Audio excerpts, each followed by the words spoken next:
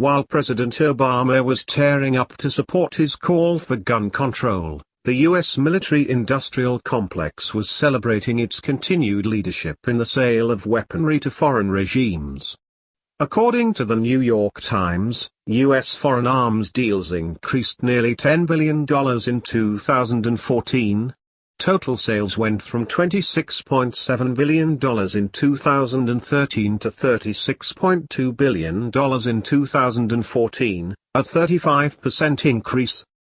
Meanwhile, American statists, including those in the mainstream press, continue to scream about gun show loopholes here in the United States but remain mute about the U.S. government's #1 position in sales of guns and other weapons around the world.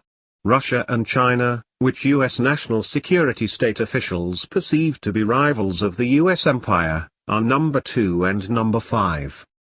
Not surprisingly, billions of dollars of armaments went to brutal pro-U.S. dictatorships, such as Saudi Arabia, Egypt, and Qatar. While U.S. officials justify such sales as defense, everyone knows that the armaments are used to fortify the dictatorships' brutal hold on power in their countries. If citizens begin making waves against the US-supported tyranny under which they are suffering, they're labeled terrorists. If they continue to make waves, that's where US guns, tanks, and other armaments come into play. US national security state officials say that the weaponry they provide to these pro-US dictatorships help maintain order and stability. In return, the dictatorships promise loyalty to the U.S. national security establishment in international affairs. South Korea, where U.S. troops are stationed to guarantee automatic U.S. involvement in a war between South Korea and North Korea, is the largest purchaser of U.S. weaponry, followed by the official Islamic regime that U.S. troops installed in Iraq with their 2003 invasion and decade-long occupation. Another billion-dollar purchaser is Taiwan, which succeeded in increasing tensions with China, which strongly protested the sale. President Eisenhower described this phenomenon in his farewell address in 1961.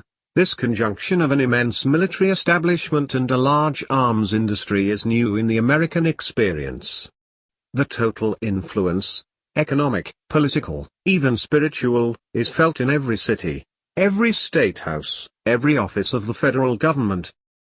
It certainly was new back in the 1950s.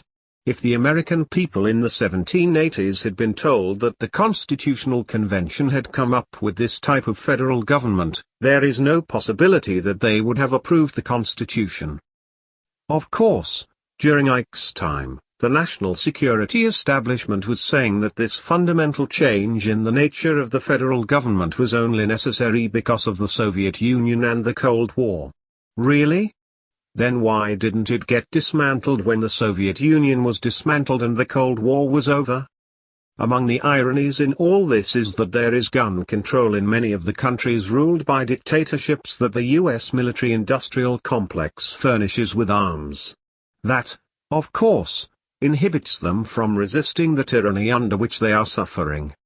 But of course, U.S. national security state officials and their counterparts in the dictatorial regimes they arm would respond that resistance to tyranny is inconsistent with the order and stability that is maintained in such dictatorships with U.S. weapons.